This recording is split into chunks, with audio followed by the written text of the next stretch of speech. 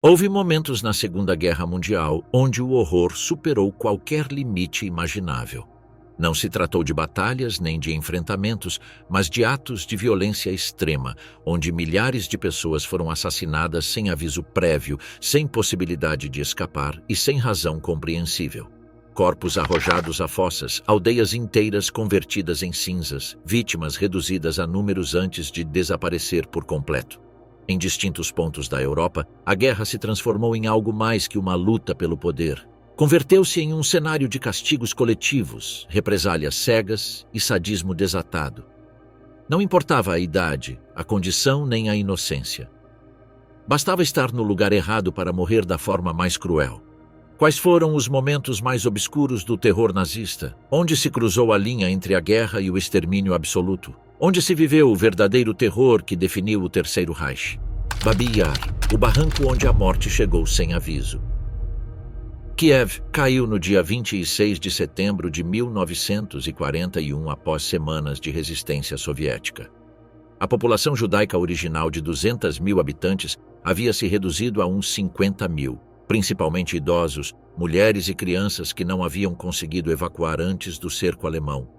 2 dias antes do massacre, explosões coordenadas devastaram o centro da cidade. O Hotel Continental, convertido em quartel-general alemão, voou pelos ares junto com outros edifícios estratégicos.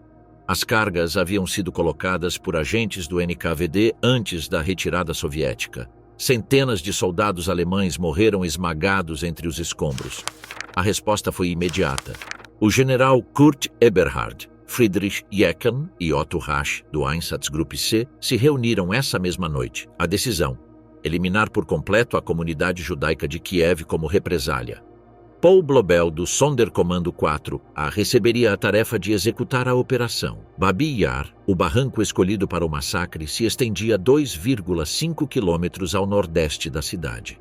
Suas paredes, de até 50 metros de profundidade, haviam servido como cemitério judaico e depósito municipal. O terreno irregular e isolado o convertia no cenário perfeito para ocultar milhares de cadáveres. No dia 28 de setembro, apareceram cartazes por toda Kiev. Texto em russo, ucraniano e alemão ordenava a todos os judeus se apresentarem no dia 29 de setembro, às 8 horas da manhã, na esquina de Melnikova e Dokterivskaya. Deviam trazer documentos, dinheiro, joias, roupa de agasalho e provisões. Qualquer ausente seria fuzilado. Qualquer civil que saqueasse as propriedades abandonadas também seria executado. 30 mil pessoas obedeceram. Famílias inteiras caminharam até o ponto de encontro carregando malas e bolsas, convencidas de que enfrentavam deportação para algum território oriental. Crianças pequenas perguntavam a seus pais quando regressariam a casa. As colunas de judeus foram escoltadas desde o ponto de reunião até os arredores do barranco. Soldados alemães e policiais auxiliares ucranianos formaram corredores humanos que dirigiam o fluxo de vítimas para estações de despojo organizadas com precisão militar. A primeira estação requeria a entrega de todos os objetos de valor. Dinheiro, joias, relógios e documentos eram classificados imediatamente por soldados especializados. A segunda estação forçava a eliminação completa de roupas, que eram separadas por tipo e qualidade para sua posterior reutilização. Os corpos nus avançavam para a terceira e final estação, à borda do barranco. Ali, grupos de 10 a 15 pessoas eram obrigados a se ajoelhar sobre os cadáveres de execuções prévias. Disparos individuais na nuca derrubavam cada vítima diretamente ao fundo do abismo. O ritmo era constante, uma morte a cada poucos segundos durante horas ininterruptas. Blobel havia organizado equipes rotativas de atiradores para manter a eficiência sem esgotar os executores. Cada soldado disparava durante turnos cronometrados antes de ser revezado. Este sistema industrial de morte permitiu processar milhares de vítimas sem interrupções significativas. Conforme avançava o primeiro dia, o pânico se estendeu entre quem ainda esperava. Os disparos constantes e os gritos revelavam a verdadeira natureza da operação. Alguns tentaram fugir, mas foram abatidos por guardas posicionados em todo o perímetro. Outros se paralisaram pelo terror e foram arrastados fisicamente até o local de execução. O Ereignismeldung UdSSR 106, informe oficial datado do dia 7 de outubro de 1941, registra exatamente 33.771 judeus executados entre os dias 29 e 30 de setembro. Esta cifra, verificada posteriormente em Nuremberg, documenta a velocidade letal alcançada pelo aparato de extermínio nazista. Durante 48 horas, os disparos não cessaram. Turnos noturnos continuaram eliminando retardatários e fugitivos capturados em operações de rastreamento pela cidade. A precisão temporal da operação cumpriu os prazos estabelecidos por Blobel sem atrasos. O barranco se transformou em uma fossa comum estratificada. 7 níveis de corpos se comprimiam sob seu próprio peso, com as vítimas iniciais esmagadas até a irreconhecibilidade. Sangue empapou o terreno circundante, enquanto roupa descartada e pertences abandonados cobriam uma área de vários quilômetros quadrados. Cal viva e terra removida cobriram inicialmente os restos, mas o volume de cadáveres superou as previsões de ocultamento. Semanas depois, extremidades emergiam do solo, obrigando trabalhos adicionais de enterramento que se prolongaram até novembro. Babi Yar continuou funcionando como centro de execução durante toda a ocupação. Prisioneiros de guerra soviéticos, ciganos, partisanos e civis acusados de resistência engrossaram as fossas. Entre 100.000 e 150.000 pessoas morreram no barranco ao longo de 2 anos. Em 1943, ante o avanço soviético, Blobel regressou para dirigir o Sonderkommando 1005, exumar e queimar todos os cadáveres. Prisioneiros de guerra e judeus sobreviventes realizaram este trabalho antes de serem executados para eliminar testemunhas. Piras gigantescas arderam durante semanas, mas o trabalho de apagar evidências ficou incompleto. O Exército Vermelho libertou Kiev em novembro de 1943. Investigadores soviéticos encontraram milhares de fragmentos ósseos, projéteis alemães, restos têxteis e testemunhos de civis que haviam presenciado as operações desde a distância. O Comitê Estatal Extraordinário documentou meticulosamente os achados para futuros processamentos. Fotografias aéreas alemãs capturadas em Berlim mostraram o movimento de tropas para Babi Yar, alterações do terreno por escavações massivas e trabalhos posteriores de camuflagem. Este material visual complementou a evidência documental para reconstruir cada fase da operação. Blobel confessou durante os processos dos Einsatzgruppen 1947, 1948, que as execuções seguiram cronogramas estabelecidos e que a operação havia sido desenhada para completar-se em exatamente 48 horas. Seu testemunho confirmou a natureza premeditada e sistemática do massacre mais veloz do Holocausto. A rebelião de Sobibor, sangue nas trincheiras do extermínio. Março de 1942. Sobibor emerge das florestas do leste polonês como parte da Operação Reinhard, o plano para exterminar todos os judeus do governo geral. Sua localização remota, perto da aldeia do mesmo nome, o converte no lugar perfeito para um assassinato massivo discreto. O campo processa entre 1.000 e 2.000 vítimas diárias mediante câmaras de gás alimentadas por motores de gasolina que produzem monóxido de carbono. Para outubro de 1943, aproximadamente 250.000 judeus foram eliminados nesta máquina de morte construída com eficiência alemã. 600 prisioneiros judeus mantêm as operações como Arbeitsjuden. Classificam pertences, reparam infraestrutura, trabalham em oficinas especializadas, sabem que sua utilidade é temporal. Rotações regulares eliminam veteranos e selecionam novos trabalhadores dos transportes entrantes. Esta renovação constante impede a formação de vínculos ou planos de resistência. Setembro traz mudanças significativas. Um transporte desde a frente oriental descarrega prisioneiros de guerra soviéticos judeus, incluindo o oficial Alexander Pekersky. Ao contrário dos civis aterrorizados, que formam a maioria de trabalhadores, estes soldados possuem treinamento militar e experiência em combate. Leon Feldhandler, líder informal entre os prisioneiros poloneses, reconhece imediatamente as possibilidades. Esteve organizando resistência clandestina durante meses, mas carece de conhecimentos táticos para uma operação exitosa. A chegada de Pekersky muda completamente as perspectivas. A aliança entre o judeu polonês e o oficial soviético gera um plano audaz. Assassinar silenciosamente guardas alemães e ucranianos durante horas normais de trabalho capturar o arsenal, liderar uma fuga massiva. A estratégia explora as rotinas previsíveis dos oficiais nazistas, que visitam regularmente as oficinas para inspecionar trabalho e recolher objetos confeccionados. Semanas de observação identificam padrões, horários, pontos vulneráveis. Fabricam-se armas improvisadas nas oficinas, machados afiados, facas longas, cacetetes reforçados. Códigos de comunicação permitem coordenação sem alertar a administração do campo. O dia 14 de outubro de 1943 marca o dia escolhido. As condições parecem ótimas. Rotinas normais, ausência de eventos especiais, guardas relaxados pela aparente docilidade dos prisioneiros após meses de terror sistemático. 15 horas e 30 minutos. O SS Untersturmführer Johann Niemann entra na oficina de alfaiataria para provar um uniforme novo. Pechersky e 2 conspiradores o atacam com machados. Morte instantânea. O corpo desaparece sob pilhas de roupa confiscada. 15 horas e 45 minutos.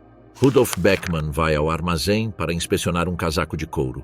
Facas terminam sua vida enquanto revisa a mercadoria. Seu cadáver se oculta entre os pertences classificados. 16 horas. Josef Vallaster cai na área de classificação do Lager 2. 16 horas e 15 minutos. Erwin Stengelin morre na sapataria.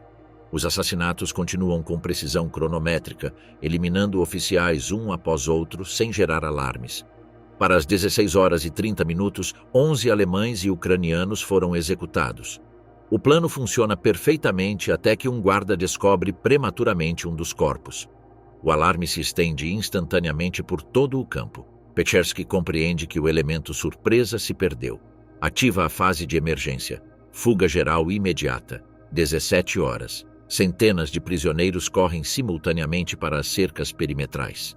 Metralhadoras nas torres de vigilância abrem fogo massivo, mas os números superam a capacidade de resposta.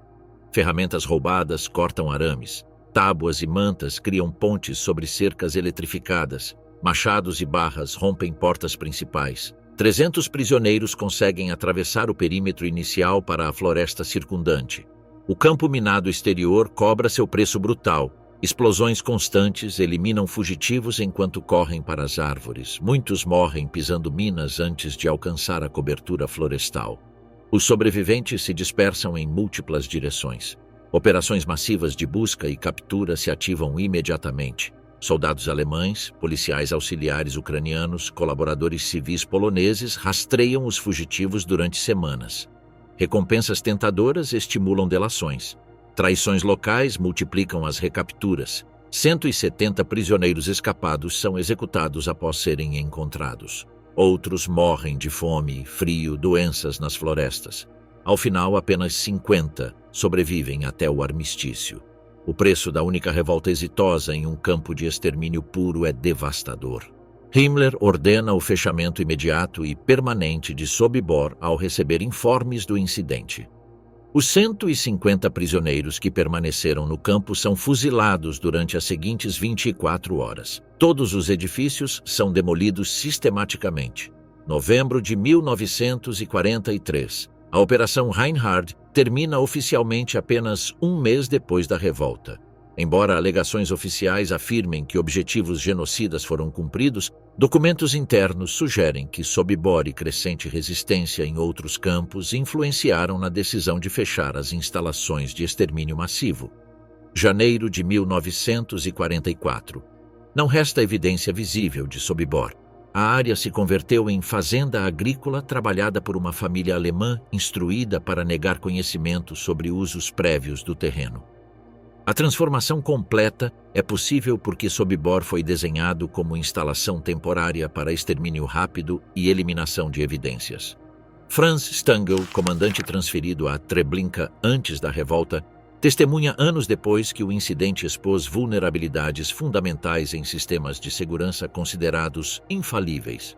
Gustav Wagner, oficial fugido ao Brasil, confirma décadas mais tarde que a revolta demonstrou capacidades organizativas insuspeitas entre prisioneiros aparentemente quebrados. Os poucos sobreviventes proporcionam testemunhos detalhados sobre planejamento e execução.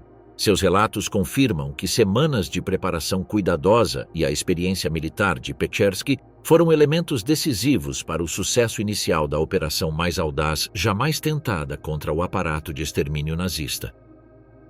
A Noite dos Fornos, o Sonderkommando de Auschwitz. Auschwitz-Birkenau, outubro de 1944. 450 prisioneiros judeus integram o Sonderkommando, unidade especial forçada a operar a maquinaria industrial de morte do Reich. Sua existência representa a perversão máxima do sistema nazista, obrigar as vítimas a participar em sua própria destruição. Estes homens realizam cada etapa do processo de extermínio. Recebem transportes, mantêm a ilusão de duchas de desinfecção, extraem cadáveres de câmaras de gás, recuperam dentes de ouro, cortam cabelo feminino, transportam corpos a crematórios, limpam instalações entre execuções massivas. Seu trabalho sustenta o funcionamento contínuo do maior centro de extermínio do Holocausto. Rotações periódicas eliminam testemunhas veteranas e selecionam novos trabalhadores de transportes entrantes. Esta renovação impede vínculos duradouros e mantém terror constante. Cada membro do Sonderkommando sabe que sua sobrevivência é temporal, limitada pela utilidade que representem para manter operações genocidas. Rumores persistentes circulam durante o verão sobre planos para liquidar todo o Sonderkommando. Setembro intensifica estes rumores quando transportes massivos de judeus húngaros saturam as instalações. Uma vez processados estes últimos grupos importantes, a utilidade do Sonderkommando diminuiria drasticamente. Contatos clandestinos com resistência em outras áreas do complexo geram um plano ambicioso: revolta simultânea nos 4 crematórios, destruição de instalações de extermínio, fuga massiva de prisioneiros. A coordenação requer explosivos que só podem obter-se mediante colaboração com trabalhadoras da fábrica de munições. 4 mulheres judaicas em Union-Werke, fábrica localizada em Auschwitz III, iniciam operações de contrabando extremamente perigosas. Rosa Robota, Ala Gertner, Regina Saphirstein e Esther Weichblum subtraem pólvora durante meses, ocultando-a em roupas, sapatos, cabelo. Registros minuciosos ao final de turnos convertem cada transferência em risco mortal. Redes internas transportam material explosivo através de lavanderia, barracões de armazenamento, porões de crematórios. Experiência em manutenção permite ao Sonderkommando converter pólvora em dispositivos detonadores improvisados, misturados com materiais inflamáveis disponíveis nas instalações. Coordenação perfeita entre todos os crematórios requer sincronização durante turnos de tarde, quando o maior número de trabalhadores está presente. Explosivos destruiriam fornos e câmaras de gás, enquanto armas improvisadas eliminariam guardas. O plano promete inutilizar permanentemente as instalações genocidas mais eficientes do Reich. 7 de outubro, manhã. Seleção alemã de 300 membros do Sonderkommando para transferência a outro campo. Transferência significa execução massiva disfarçada.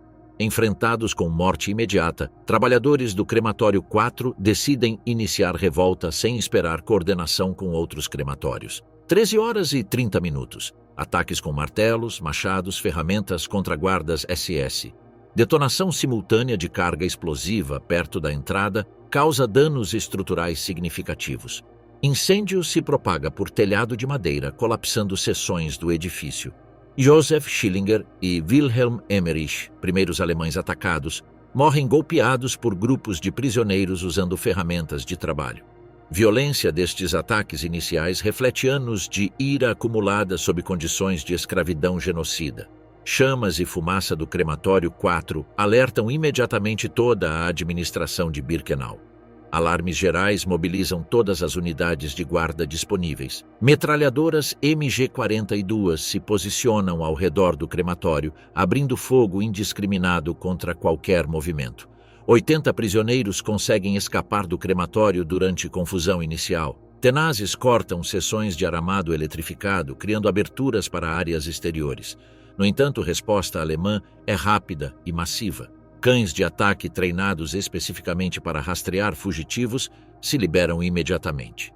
Batalhas dentro do crematório 4 continuam durante horas.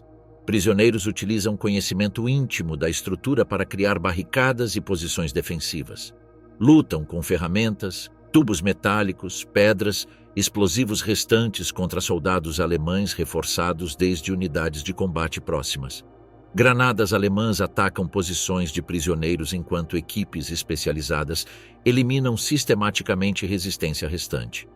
Para as 17 horas, todos os participantes diretos foram eliminados. Crematório 4 sofre danos tão extensos que fica permanentemente inutilizável. Outros crematórios tentam unir-se tardiamente à revolta, mas esforços descoordenados falham rapidamente. Crematório 2. Grupo pequeno ataca guardas antes de ser superado. Crematórios 3 e 5. Prisioneiros são imobilizados antes de atuar. Falta de sincronização condena tentativas de apoio. 80 fugitivos enfrentam buscas sistemáticas durante 48 horas seguintes. Soldados, cães, colaboradores civis rastreiam esconderijos em florestas, fazendas abandonadas, estruturas industriais. Recapturas são quase universais. Execuções sumárias eliminam quem é encontrado. Represálias alemãs são brutais e imediatas. 8. 9 de outubro. 355 membros do Sonderkommando são executados em área atrás do crematório 2º. Nus completamente, são fuzilados por pelotões SS como castigo coletivo pela revolta.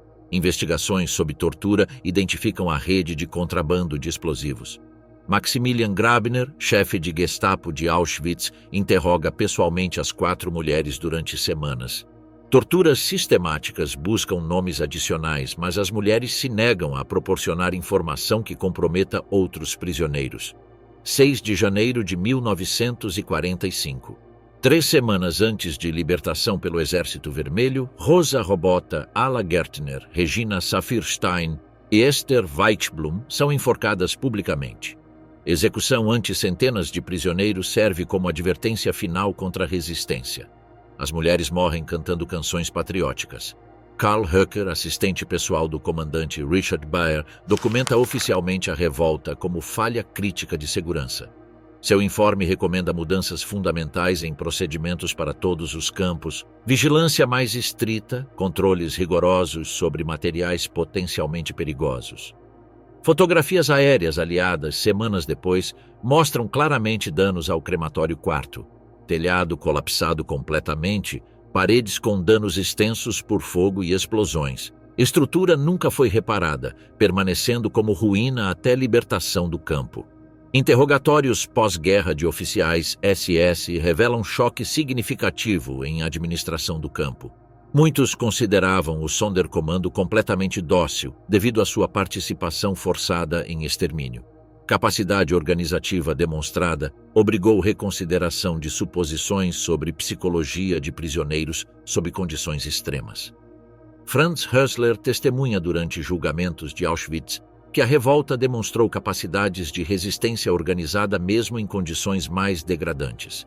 Hans Munch confirma que explosivos improvisados foram suficientemente potentes para causar danos estruturais permanentes. Sobreviventes do Sonderkommando proporcionam testemunhos detalhados sobre planejamento e motivações.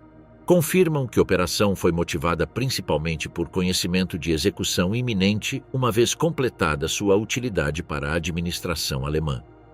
A revolta representa momento único, onde vítimas do aparato genocida conseguiram causar danos significativos à maquinaria de morte. Embora a maioria de participantes foram executados, sua ação reduziu permanentemente capacidade de extermínio de Auschwitz durante últimos meses de operação. Lebensborn, o projeto secreto para criar uma raça superior. 12 de dezembro de 1935. Heinrich Himmler assina a ordem que estabelece oficialmente o programa Lebensborn, experimento em engenharia social desenhado para acelerar a reprodução de elementos racialmente superiores, enquanto elimina populações consideradas indesejáveis. Fonte de vida, tradução literal do nome, reflete ambições de criar um manancial de seres geneticamente perfeitos para povoar o futuro Império Alemão. O escritório principal de raça e reassentamento supervisiona operações mediante critérios elaborados que transcendem características físicas observáveis. Genealogias familiares devem rastrear-se 4 gerações para demonstrar ausência de sangue judeu, eslavo ou de raças consideradas inferiores. Avaliações incluem não só morfologia cranial e estrutura facial, mas também atitudes ideológicas e compromisso com princípios nacional-socialistas. Steinhöring, perto de Munique, abriga a primeira instalação em 1936.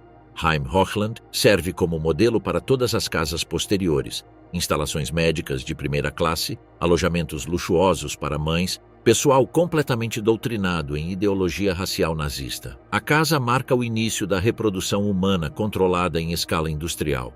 Processos de seleção feminina são rigorosos e desumanizantes. Candidatas suportam exames médicos exaustivos, incluindo medições antropométricas detalhadas de características cranianas, faciais, corporais, provas de fertilidade, históricos médicos familiares completos. Avaliações psicológicas buscam assegurar descendência livre de doenças ou deficiências que comprometam pureza racial. Pais são tipicamente oficiais, SS ou membros do partido avaliados segundo critérios raciais idênticos, mas considerando também posto militar, conquistas políticas, potencial para contribuir à futura elite do Reich. Emparelhamentos se baseiam em análises genéticas e antropométricas para maximizar características consideradas desejáveis em descendência. Relações sexuais dentro do programa são vistas puramente em termos de produção eugênica, sem consideração por vínculos emocionais entre participantes. Gravidezes recebem atenção médica intensiva e cuidados pré-natais de máxima qualidade disponível para assegurar nascimentos exitosos em condições ótimas de saúde. Crianças nascidas em instalações Lebensborn são consideradas propriedade do Estado desde nascimento. Nomes são mudados a versões alemãs apropriadas, certificados de nascimento alterados para eliminar referências a origens biológicas reais. Educação intensiva em ideologia nazista desde infância os destina a formar futura classe dirigente do Reich dos 1000 anos. Entre 1936 e 1945, aproximadamente 8.000 crianças nascem em casas alemãs, 12.000 adicionais na Noruega durante a ocupação. Registros meticulosos documentam cada nascimento. Fotografias, medições antropométricas, avaliações de características raciais. A administração nazista mantém arquivos detalhados de cada caso. 1940 marca a expansão do programa para seu aspecto mais sinistro: sequestro sistemático de crianças de territórios ocupados. Diretivas de Himmler ordenam subtração de qualquer criança com características nórdicas para a germanização forçada. Operações começam na Polônia, estendendo-se posteriormente à Ucrânia, Bielorrússia, Eslováquia. Critérios de seleção para sequestro incluem cabelo louro, olhos azuis, estrutura facial nórdica, proporções corporais que cumpram padrões antropométricos nazistas.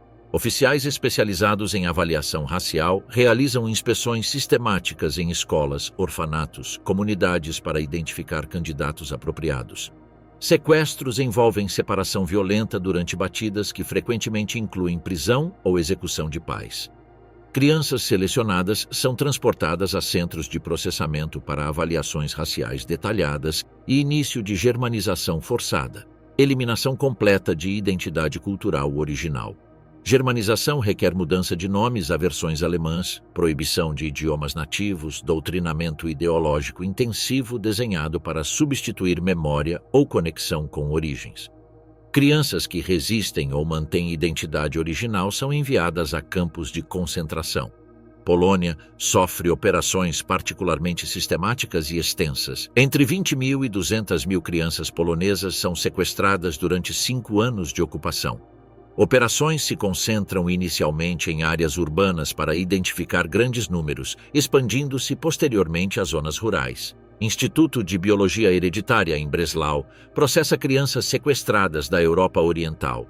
Arquivos detalhados incluem fotografias frontais e de perfil, medições antropométricas completas, avaliações psicológicas, registros de progresso em germanização.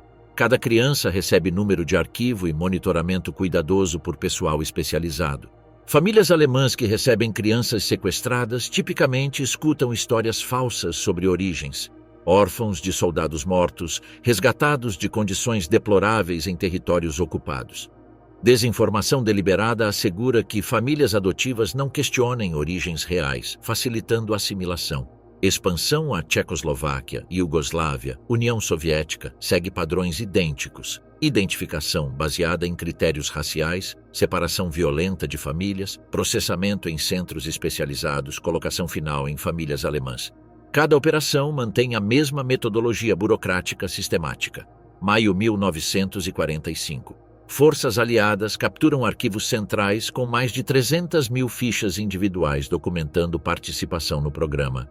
Documentos incluem registros de nascimentos, adoções, correspondência entre oficiais, informes de avaliação racial, documentação financeira sobre custos operativos. Noruega conserva registros Lebensborn quase completamente intactos. Entre 1945 e 1947, análises cruzadas entre listas de nascimentos e fichas médicas revelam que o programa operou com particular intensidade durante a ocupação.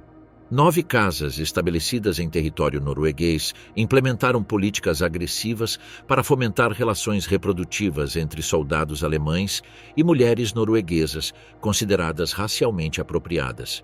A Áustria revela instalações ainda ativas semanas depois do armistício, com crianças pendentes de traslado. Documentação capturada inclui instruções detalhadas assinadas diretamente por Himmler sobre a aceleração do processo de germanização infantil. Programa Lebensborn representa experimento ambicioso em engenharia demográfica, desenhado não só para eliminar populações indesejáveis, mas criar ativamente nova raça superior para dominar a Europa sob hegemonia alemã. Combinação de pseudociência racial com eficiência burocrática trata seres humanos como gado reprodutivo em sistema de produção controlada. Planos incluíam expansão massiva depois de vitória alemã, com instalações estabelecidas por toda a Europa ocupada para acelerar substituição populacional. Fracasso para produzir resultados prometidos revelou falhas fundamentais em teorias pseudocientíficas, mas dano causado se estendeu muito mais além de fracassos ideológicos. Dezenas de milhares de famílias destruídas por sequestro de crianças, identidades culturais perdidas permanentemente, conexões familiares cortadas para sempre criaram tragédias pessoais persistentes durante décadas. A maioria de crianças sequestradas nunca foram reunidas com famílias biológicas, perpetuando consequências do programa muito depois do colapso do Reich. Oradour-sur-Glane, aldeia francesa aniquilada em 3 horas. Dezembro de 1944. 4 dias depois do desembarque na Normandia, Oradour-sur-Glane desperta como qualquer manhã durante a ocupação. Esta aldeia de Haute-Vienne abriga aproximadamente 650 residentes permanentes, mas a população se incrementou consideravelmente por refugiados de outras regiões e crianças evacuadas de cidades bombardeadas. A 2ª Divisão Panzer SS das Reich avança para o norte desde Toulouse, com ordens de reforçar defesas contra a invasão aliada. Durante sua trajetória, realizou múltiplas represálias contra a resistência francesa, incluindo o massacre de 99 civis em Tulle no dia anterior, onde homens foram enforcados publicamente em represália por ataques partisanos. Das Reich possui reputação sinistra mesmo dentro do aparato militar nazista. Formada desde unidades SS militarizadas originais, participou em atrocidades brutais na Iugoslávia e União Soviética. Oficiais e soldados foram doutrinados em guerra total, que caracteriza operações em territórios ocupados. Adolf Dickmann comanda o 1º Batalhão do Regimento der Führer, unidade responsável pelo que seguirá. Recebeu informes errôneos sobre o uso da aldeia como base partisana e retenção de um oficial alemão como prisioneiro. Baseando-se nesta informação falsa, decide realizar operação de castigo contra toda a população. 14 horas. Coluna de veículos blindados ingressa desde a estrada principal. Vários SDKFZ. 251 semilagartas, veículos de reconhecimento.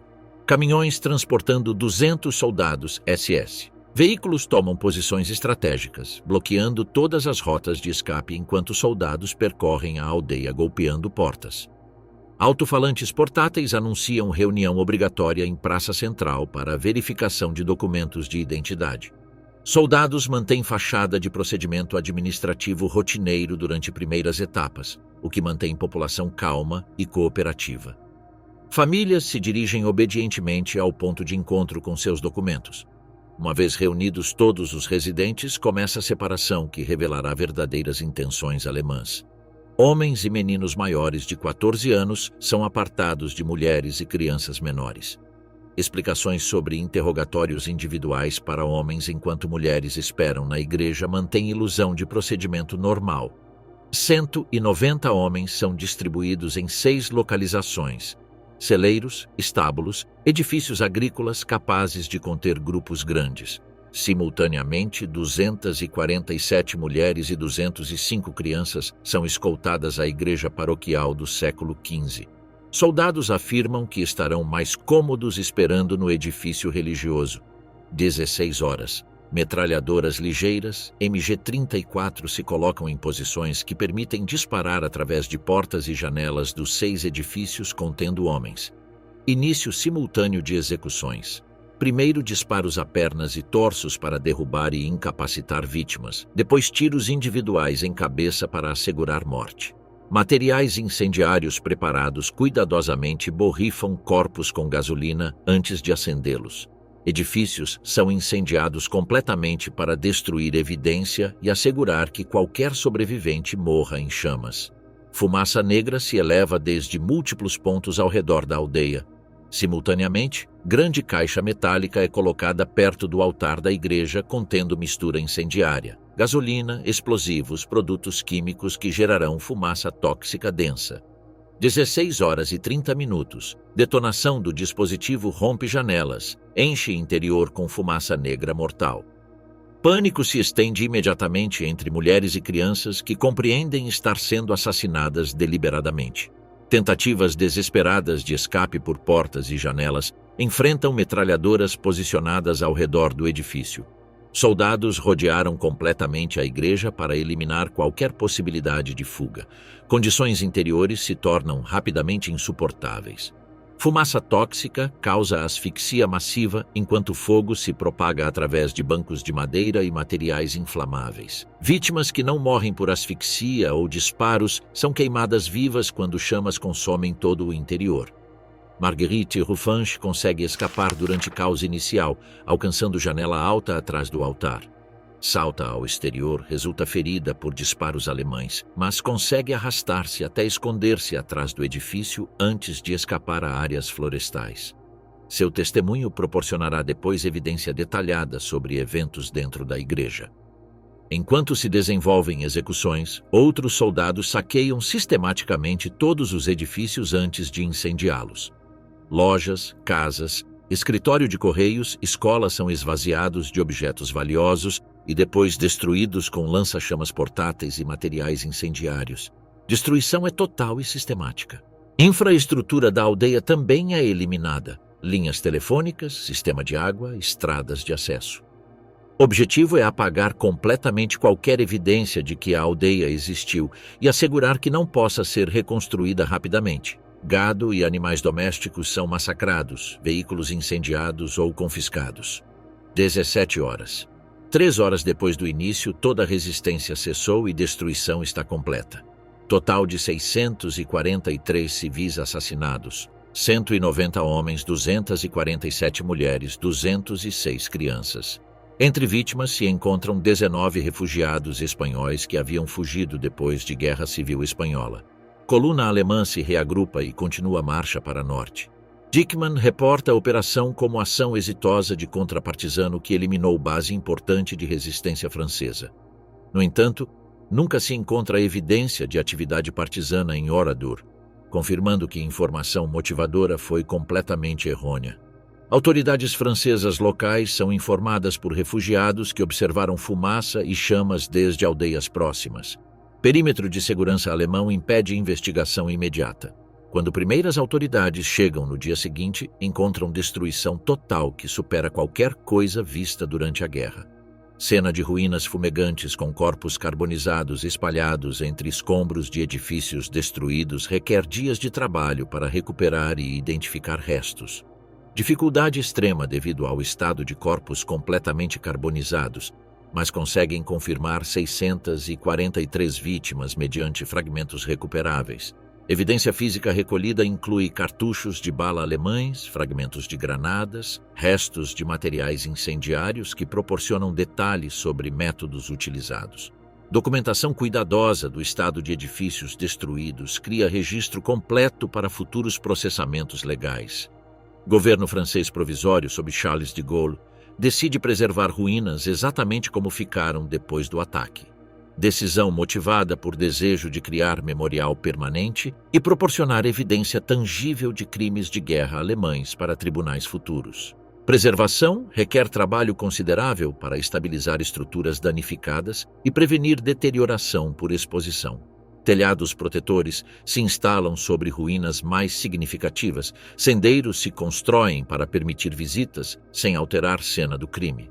Massacre tem impacto significativo em opinião pública francesa e internacional sobre natureza de ocupação alemã. Fotografias de ruínas e testemunhos de sobreviventes são publicados amplamente em imprensa aliada, proporcionando evidência gráfica de brutalidade sistemática contra civis inocentes. Dickmann morre em combate na Normandia 3 semanas depois, privando autoridades aliadas de oportunidade de processá-lo. Sua morte elimina o principal responsável, embora documentos encontrados confirmem seu papel em planejamento e execução. Outros oficiais das Reich são identificados posteriormente como participantes, mas muitos escapam processamento devido à destruição de registros militares e dispersão de unidades ao final de guerra. Alguns são processados por tribunais franceses, mas sentenças são consideradas inadequadas.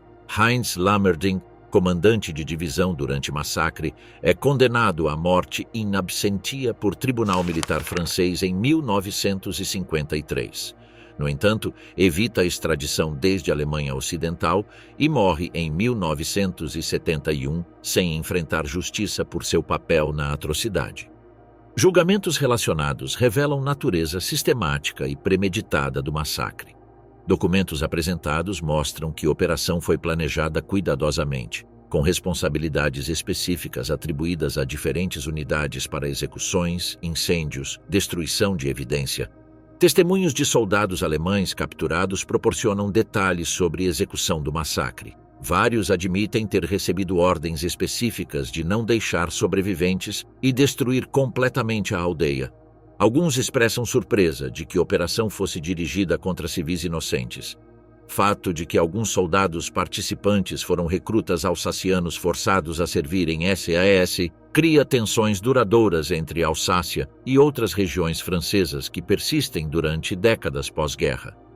Investigações forenses posteriores proporcionam informação detalhada sobre métodos específicos utilizados. Exames médicos de restos humanos determinam que muitas vítimas morreram por disparos antes de serem queimadas, enquanto outras foram assassinadas por asfixia ou queimadas vivas.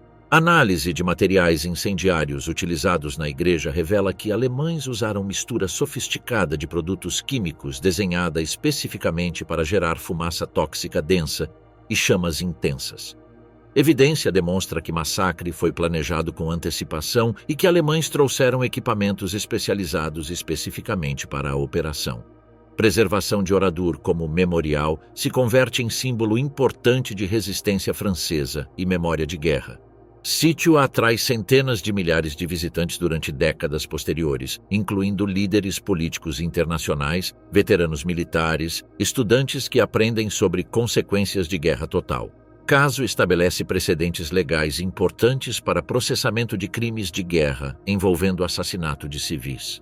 Tribunais franceses desenvolvem doutrinas sobre responsabilidade de comando e culpabilidade coletiva que influenciam processamentos posteriores em conflitos subsequentes. Conspiração falhada. O tribunal de Hitler convertido em espetáculo de horror. 20 de julho de 1944, 12 horas e 42 minutos. A bomba de Klaus von Stauffenberg explode em Rastenburg, matando 4 pessoas, mas falhando seu objetivo principal. Hitler sobrevive com feridas menores. Este fracasso desencadeia repressão massiva que revelará a natureza sádica do aparato de segurança nazista. Horas posteriores ao atentado, primeiras prisões começam em Berlim. Stauffenberg e conspiradores principais são capturados no Ministério de Guerra quando seu golpe de Estado colapsa. Friedrich Fromm, buscando salvar sua vida depois de conhecer a conspiração, ordena a execução imediata de 4 líderes, meia-noite do 21 de julho. Pelotão de fuzilamento improvisado executa Stauffenberg, Friedrich Olbricht, Albrecht Merz von Kirnheim, Werner von Heften em pátio do Ministério sob iluminação de lanternas. Estas execuções militares padrão contrastam marcadamente com horrores que seguirão para outros participantes. Hitler decide que execuções rápidas são inadequadas para a magnitude de traição enfrentada. Ordena a captura viva de todos os demais conspiradores para processamentos judiciais que permitam humilhação pública antes de executá-los de maneira mais degradante possível. Gestapo, sob Heinrich Müller, lança a operação de prisões massivas envolvendo mais de 7.000 suspeitos conectados com conspiração. Investigadores utilizam técnicas de interrogação brutais, tortura física sistemática, privação de sono, exposição a temperaturas extremas, técnicas psicológicas para quebrar resistência mental. Métodos de tortura incluem espancamentos prolongados, sessões de interrogação de dias inteiros sem interrupções para descanso ou comida. Muitos presos são submetidos a torturas desenhadas para extrair informação sobre outros participantes e construir casos legais contra prisioneiros. Hitler especifica pessoalmente que conspiradores principais sejam julgados publicamente em condições que maximizem humilhação. Julgamentos são atribuídos ao Volksgerichtshof, presidido por Roland Freisler, juiz fanático conhecido por lealdade absoluta ao regime e disposição a atuar como propagandista mais que magistrado imparcial. Freisler desenvolveu estilo judicial caracterizado por gritos constantes, interrupções agressivas, insultos pessoais dirigidos a qualquer um que compareça ante seu tribunal. Hitler escolheu especificamente Freisler porque converteria procedimentos em espetáculos de degradação, servindo propósitos propagandísticos do regime. 7 de agosto de 1944. Primeiros julgamentos começam em grande salão de corte de apelações de Berlim. Acusados incluem conspiradores mais proeminentes: Erwin von Witzleben, Erich Höppner, Helmut Stief, Paul von Hase, vários oficiais menores que participaram em conspiração. Humilhações deliberadas quebram dignidade de acusados antes de procedimentos judiciais. Prisioneiros obrigados a aparecer sem cintos, suspensórios, gravatas, forçando-os a sustentar constantemente calças. Também negação de dentaduras postiças e óculos cria aparências físicas fotografadas e filmadas para propaganda. Condições em celas desenhadas para maximizar incomodidade física e degradação psicológica. Prisioneiros mantidos em espaços pequenos e frios sem calefação, móveis, instalações sanitárias apropriadas. Comida mínima de má qualidade, negação de materiais de leitura ou escritura. Durante julgamentos, Freisler implementa procedimentos para prevenir que acusados apresentem defesa coerente. Interrompe constantemente tentativas de explicar motivações, grita insultos quando tratam de falar, estrutura procedimentos para assegurar que só vozes de acusação sejam escutadas claramente. Advogados defensores haviam sido instruídos para não proporcionar defesa real. Em muitos casos, participam ativamente em humilhação de acusados, fazendo declarações que apoiam acusações em lugar de defender supostos clientes. Corrupção completa do processo legal assegura resultados predeterminados. Procedimentos judiciais são filmados por equipes de câmeras que enfatizam momentos de humilhação de acusados e declarações mais veementes de Freisler contra conspiradores. Filmagens se enfocam particularmente em degradação de prisioneiros para uso propagandístico posterior. 8 de agosto. Vereditos anunciados apenas um dia depois do início. Todos os acusados condenados à morte como havia sido predeterminado. No entanto, Hitler ordenou que execuções utilizem métodos especificamente desenhados para maximizar sofrimento e degradação de condenados. Prisão de Plötzensee, em Berlim, prepara instalações especiais para implementar métodos de execução ordenados por Hitler. Em lugar de fuzilamentos militares padrão ou decapitações tradicionais para traidores, Hitler especifica enforcamento lento, usando métodos que prolonguem a agonia. Carrascos instalam ganchos de açougueiro em vigas do teto, desde os quais condenados serão pendurados utilizando arame de piano em lugar de cordas convencionais. Arame de piano selecionado especificamente porque não se rompe sob peso corporal, mas causa estrangulamento lento em lugar de ruptura rápida do pescoço. Condenados obrigados a despir-se completamente antes de execuções, acrescentando humilhação final. Levados um por um ao salão onde arame de piano é colocado ao redor de pescoços e conectado a ganchos montados em teto. Corpos elevados lentamente até que pés não toquem chão. Estrangulamento com arame de piano toma entre 8 e 12 minutos para causar morte, dependendo do peso corporal e outros fatores físicos. Durante este tempo, prisioneiros permanecem conscientes experimentando dor extrema, enquanto o arame corta gradualmente circulação sanguínea e suprimento de ar. Todo o processo de execução é filmado por ordem direta de Hitler, que quer ver pessoalmente últimos momentos de conspiradores. Filmagens são levadas ao quartel-general essa mesma noite, projetadas para Hitler e associados próximos como entretenimento sádico. 8 de agosto são só começo de série de processamentos e execuções continuando durante meses.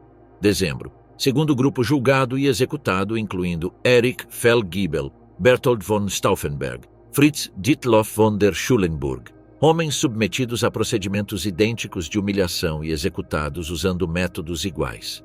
Julgamentos e execuções posteriores seguem mesmo padrão. Cada grupo de acusados submetido a humilhações públicas durante procedimentos arranjados, seguidos por execuções prolongadas, filmadas para entretenimento de Hitler. Em total, aproximadamente 200 pessoas executadas em conexão com conspiração.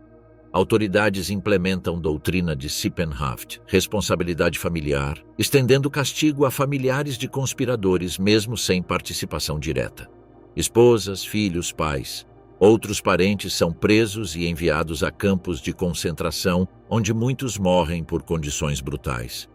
Crianças de famílias de conspiradores recebem tratamento particularmente cruel, separadas de mães e enviadas a orfanatos especiais onde se tenta eliminar identidades familiares e doutriná-las em ideologia nazista.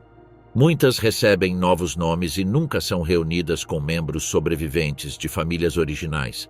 Documentação extensa de processamentos e execuções, incluindo filmagens ordenadas por Hitler, proporciona depois de guerra evidência detalhada de natureza sádica do sistema judicial nazista. Filmagens capturam não só execuções, mas também reações de oficiais alemães que presenciam, revelando grau de depravação em estruturas de poder. Arquivos legais capturados do Volksgerichtshof revelam coordenação entre aparato judicial e objetivos propagandísticos do regime. Documentos mostram que vereditos foram decididos antes de julgamentos e que todo o processo foi desenhado para criar material propagandístico em lugar de administrar justiça. Transcrições de julgamentos documentam linguagem extrema utilizada por Freisler para descrever acusados. Conspiradores consistentemente denominados como traidores de sangue alemão, imundície moral, escória militar, outros termos desumanizantes desenhados para justificar tratamento brutal. Fotografias tomadas em Plötzensee, depois de execuções, mostram evidência física de métodos utilizados. Ganchos de açougueiro permanecem manchados com sangue, fragmentos de arame de piano espalhados por chão do salão de execução. Imagens proporcionam evidência tangível de métodos específicos empregados. Interrogatórios pós-guerra de oficiais que participaram ou presenciaram execuções revelam detalhes adicionais sobre métodos e reações de participantes. Alguns expressam incomodidade com métodos empregados, mas reconhecem ter seguido ordens sem objeção devido a temor de serem acusados de deslealdade. Crueldade sistemática empregada contra conspiradores ilustra grau ao qual o regime nazista havia abandonado qualquer pretensão de aderir a normas legais ou morais civilizadas. Processamentos e execuções desenhados especificamente para servir como advertências a qualquer alemão que pudesse considerar opor-se ao regime. Stalingrado, o colapso do exército aprisionado é 23 de novembro de 1942.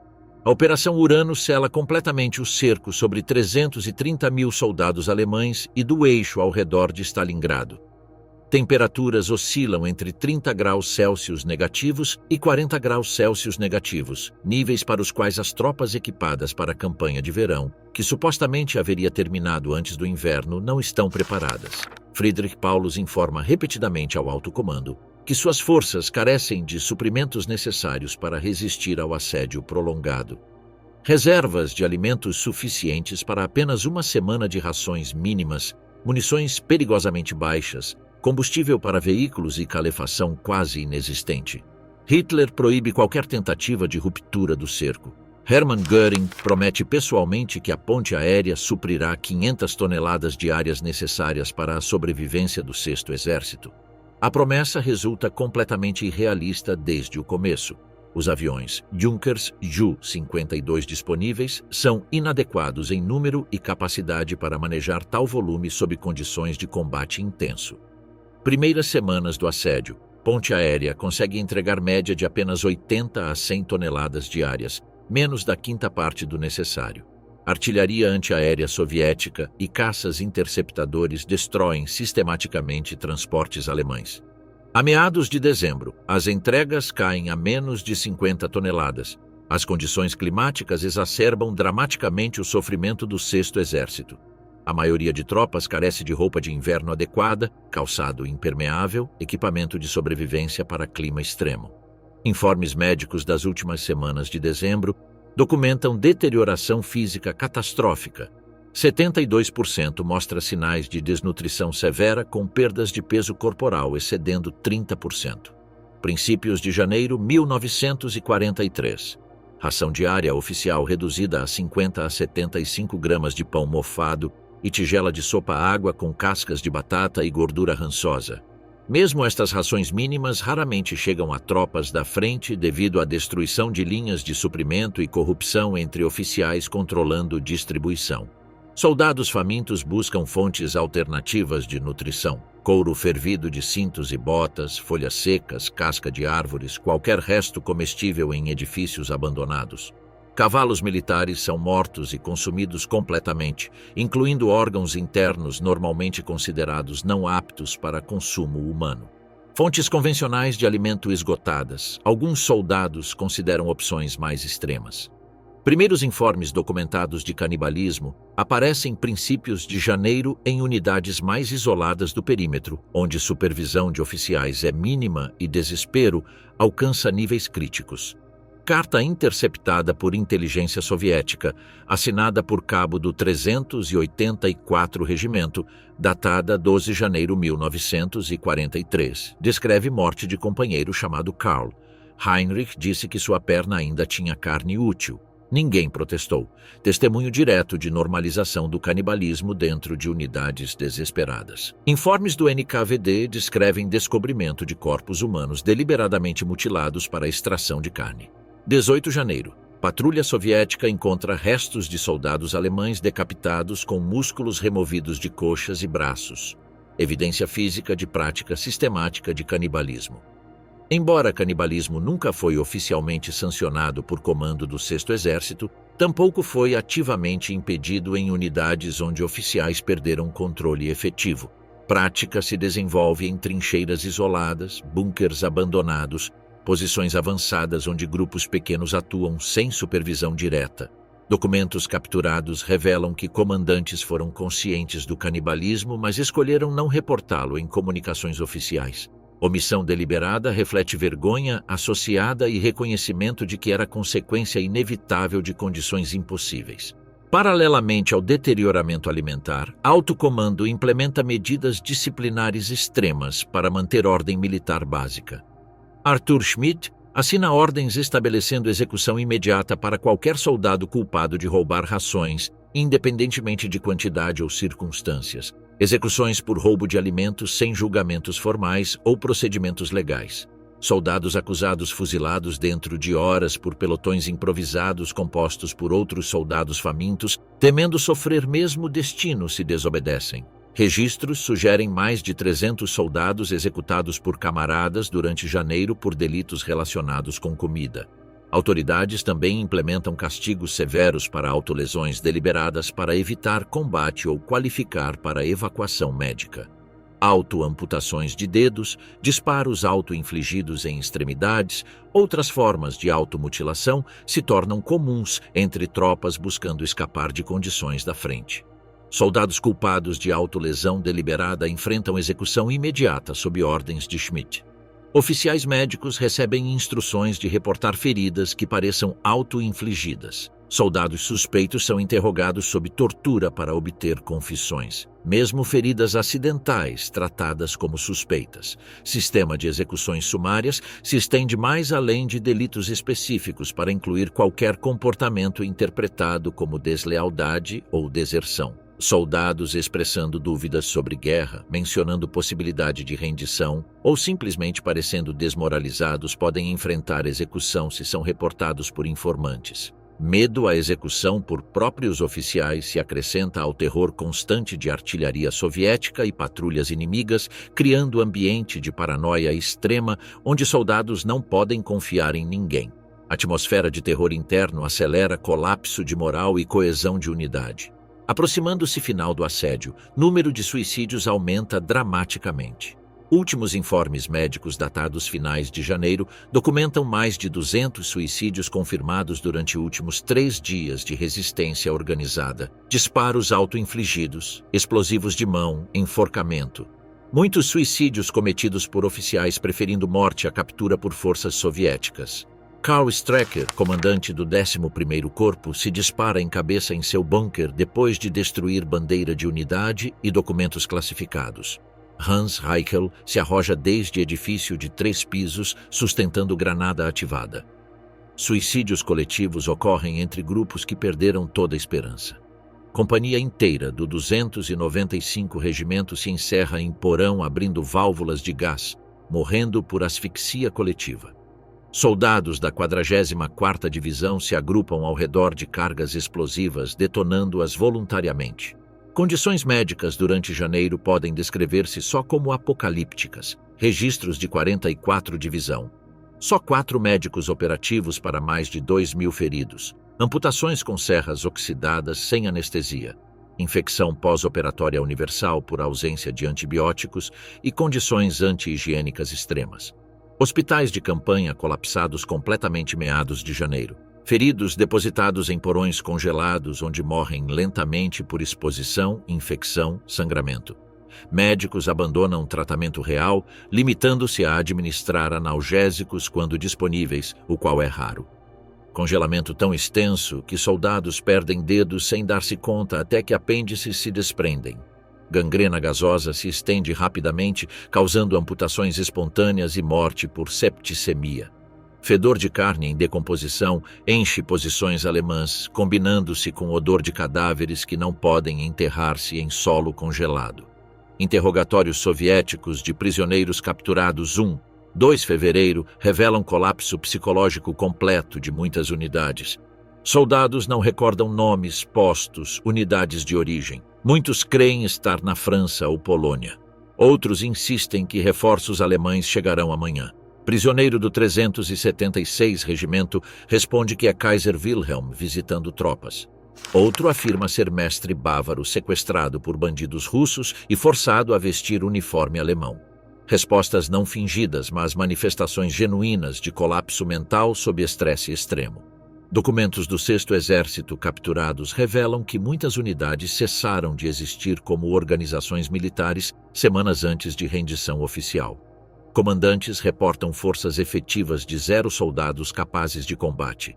Registros de munições mostram unidades sem disparar um tiro durante dias finais por falta de munição e soldados fisicamente incapazes de operar armas. 2 de fevereiro de 1943, 6 horas. Última mensagem de rádio do 6º Exército. Stalingrado caiu. O silêncio começa. Depois desta transmissão, todas as comunicações cessam permanentemente, marcando o final oficial de uma das formações militares mais poderosas do exército alemão. Rendição não é evento organizado, mas colapso gradual, onde grupos simplesmente deixam de resistir quando forças soviéticas chegam. Muitos soldados encontrados mortos em posições não por feridas de combate, mas por inanição, exposição, doenças. Soviéticos encontram trincheiras cheias de cadáveres congelados mortos durante semanas. Paulus, promovido a marechal de campo por Hitler no 30 de janeiro com expectativa implícita de suicídio antes de rendição, é capturado em seu bunker comando no 31 de janeiro. Sua captura marca simbolicamente fim de resistência organizada, embora grupos dispersos continuem lutando ou morrendo durante dias. De aproximadamente 330 mil soldados aprisionados no caldeirão de Stalingrado, só 91 mil sobrevivem para render-se. Destes prisioneiros, aproximadamente 60 mil morrem em cativeiro soviético durante meses seguintes por doenças, malnutrição continuada, condições brutais em campos de prisioneiros.